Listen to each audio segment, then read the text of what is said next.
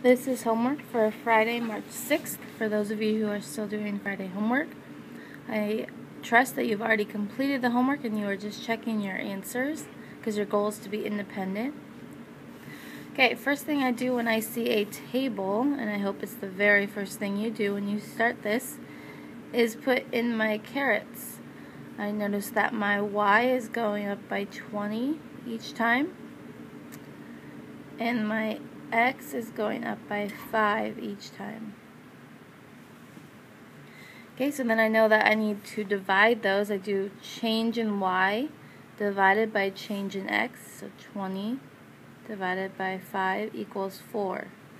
That tells me my slope, or my rate of change. Okay, now that I have that, I'm going to go to the graph. The graph was pretty simple because they gave you an x and a y that was already counting by a perfect amount. So I went by 5s, but I skipped lines just to make it look neater so it wasn't all squished together. So technically I was counting by 2.5s on the x, and make sure you have your label of minutes.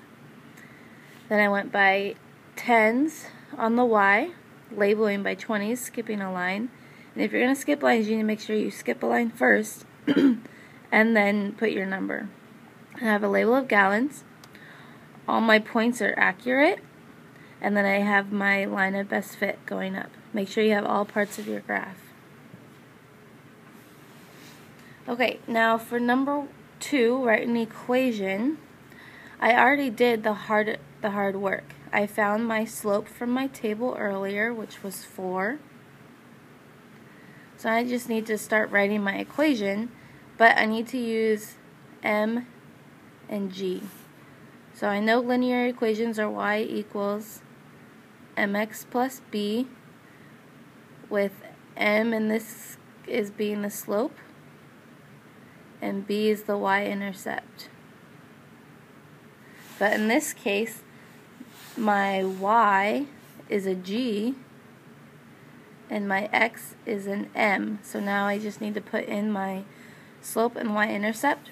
My slope was 4 that I found from the table by doing 20 divided by 5. Now my y-intercept I can show by working backwards on the table, because I need to get where x is 0.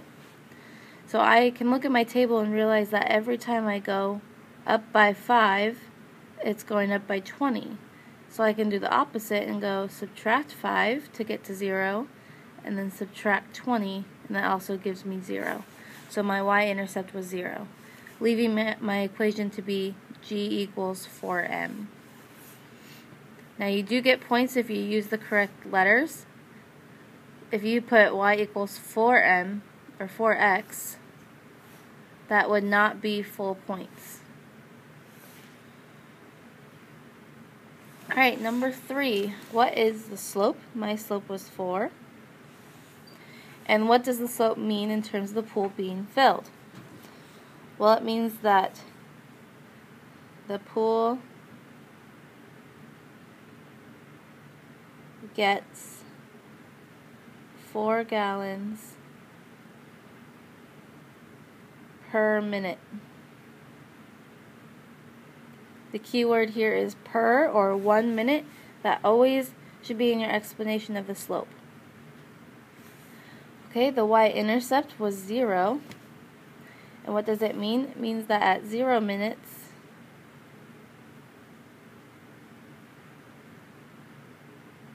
there are 0 gallons.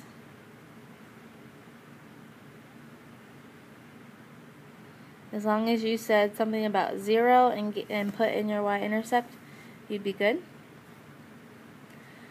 Alright, using my equation to solve, how many gallons will be in the pool after 60 minutes? So remember, my equation was g equals 4m.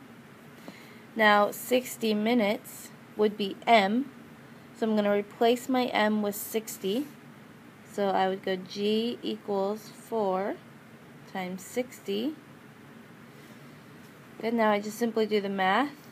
4 times 60 is 240. And I'm going to make sure I put my label on there. Gallons. Okay, number 8.